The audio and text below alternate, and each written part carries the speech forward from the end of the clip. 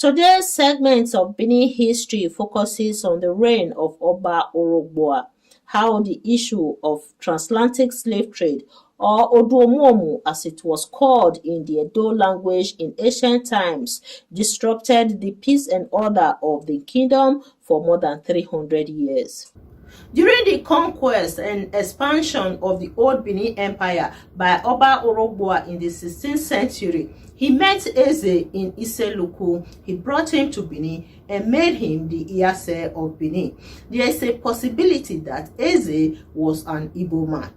Iyase Penende was the first Iyase of Benin that inculcated the greeting Iyase into his family.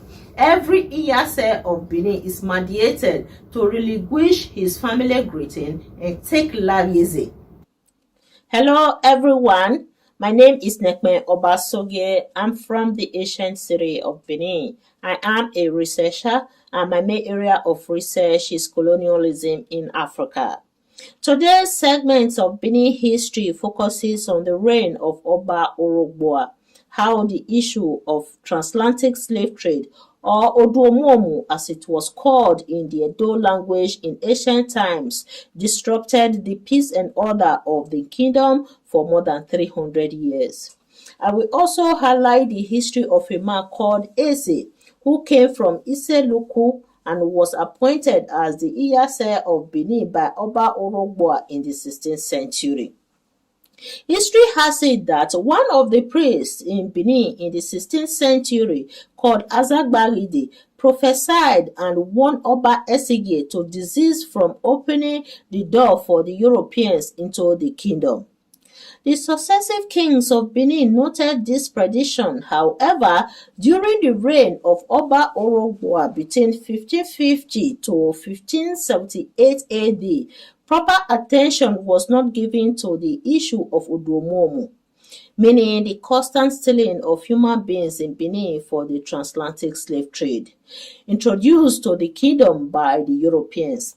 Oba Orhogbua devoted most of his time to the expansion of the Old Benin Empire. The issue of Oduomomu threatened the peace and order of the Benin Kingdom for more than 300 years. Oba Orhogbua's relationship with the Portuguese started at a tender age. As a youth, Orhogbua had grown up with the Portuguese. He learned the Portuguese language in his father's court. He saw how these strangers supported the Benin monarchy with equipment and techniques used on the battlefield during the invasion of the Ida people. He saw how using guns became a ready instrument of the Benin army. He then developed visions of what he could do with the new technology in the land.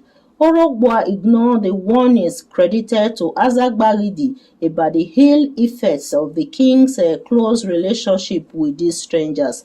Instead, he brought them close and sought to utilize their expertise in the new vision he brought into the monarchical control of the Guinea lands.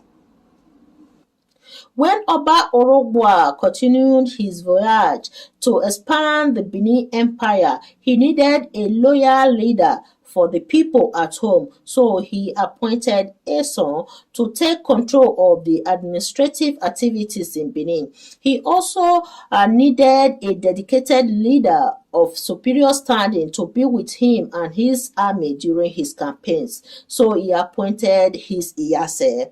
Thus, from Orhogbua's time, the Iyase's position began to be seen in the light of the military leadership in which Oba Ewedo had started in the 13th century.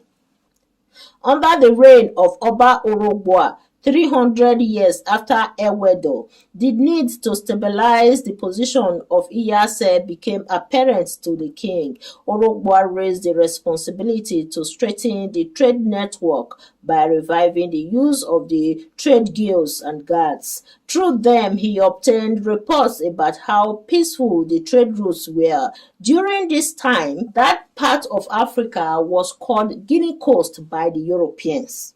From these trade routes, Orhogbua received information about how the Benin people were already shaping the territories of the Guinea coast. He sought to control all territories and establish the authority of the Benin monarch over them. This is why it is said that the Benin trader's feet made the map of his imperial conquest for the Benin monarchy. By 1560 AD, Oba Orhogbua had moved his troops to keep military positions in the areas plotted by these routes. He kept Azagbari out of his ways until the great diviner died in 1554 AD. But he appointed Akpoko to preserve the position as a significant instrument of royal counseling in Benin. Azagbari's prediction about the Europeans coming into Benin was reflected in the atrocities embedded in the transatlantic slave trade. It became obvious in 1553 AD when a British trader, Captain Thomas, took a shipload of enslaved people from some parts of the Benin Kingdom to England. He could not take them to America because his exploits needed to be backed by the Spanish contract. This practice had begun some years earlier with other Europeans. In 1562 AD, John Harkison broke the trade restriction to transport enslaved people to America. By this time, the wave of Oduomuomu, or the transatlantic slave trade, has spread widely in the Guinea coast or Benin Kingdom. At this time, Orhogbua did not want to be hampered by the spread of Oduomuomu in the land. He continued with his expansion and conquest in the Guinea forest until the whole of the Bight of Benin came under the authority of the Benin Empire. After he appointed his mother, Eleba, Queen Mother, in 1552 AD. Among the first new appointments he made was that of the Iyase of Benin in 1560 AD. He was the first king of Benin to choose his Iyase outside of Benin. His Iyase, Prince Eze, who became popular as a Obodoiken, came from Issele-Uku.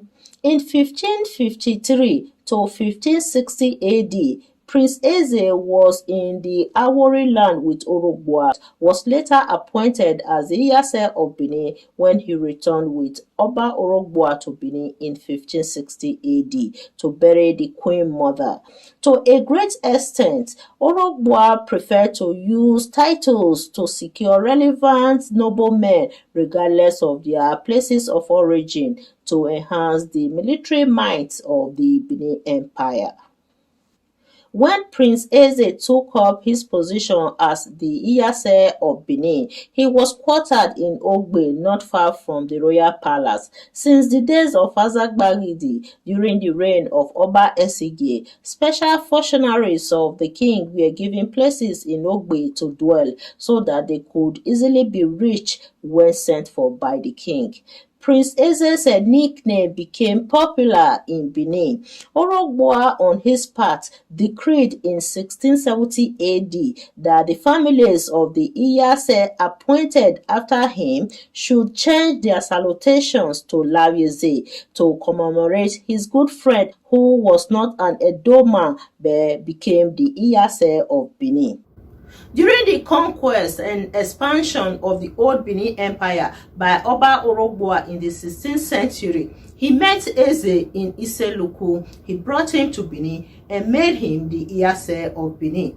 There is a possibility that Eze was an Igbo man. Again, Eze was from Issele-Uku. The first Iyase to put this decree into effect was Iyase Ekpenede. Since that time, the heritage of the Iyase family in Benin has been maintained with the cultural greeting of Iyase. So I'm from the Iyase family because I'm from the Iyase family. I greet Iyase as well. Iyase Ekpenede was the first Iyase of Benin that inculcated the greeting Iyase into his family. Every Iyase of Benin is mandated to relinquish his family greeting and take Iyase as his family greeting in Benin. Oba Orhogbua assigned the role of Orowodo land, also known as the Igbo land, to Eze for his campaigns to protect the traders to Ekeala. He also added Ewere land, Urobo land, and Uzon land so that the threats of Oduomuomu could be controlled to ease the supply of cowries to the storehouse at Oronigbe. One of the military leaders in this group was Agboidi, who was quartered at Ugo. After the death of Eze in 1570 AD, Agboidi's exploits in the southeastern group of the Benin Empire became prominent. However, during this period, the issue of Oduomuomu, as the transatlantic slave trade was locally called, was looked upon as a demon that was involved in secretly capturing human beings for sale to slave dealers and causing them to disappear. Oduomuomu was not an open war, it was a secret attack that ravaged the lives of the people and caused dismay in Benin Kingdom. During this period, Chief Ero focused on protecting his family. He had seen signs that the coming of Oduomuomu was ominous to every person, family and community in the Guinea Forest Zone. According to Professor OSB Omoyege, since the crisis of Oduomuomu was not an open war but a secret act of human capturing, Orhogbua did not see it as being able to stop his military exploits in the expansion of the Benin Empire. Orhogbua's major concern was how to bring new products home. He did not want any threats of Oduomuomu to stop him from pushing his forces into the utmost parts of the Guinea Forest Zone. He used his campaigns to improve the economic welfare of his people. History has it that Orhogbua brought the cooking salt to Benin. Other products such as Texas, clothing, and beads of various kinds were introduced to Benin during his reign. That is the end of my presentation today. Thank you all for watching. Please subscribe to our YouTube channel and like our pages on Facebook. Thank you all.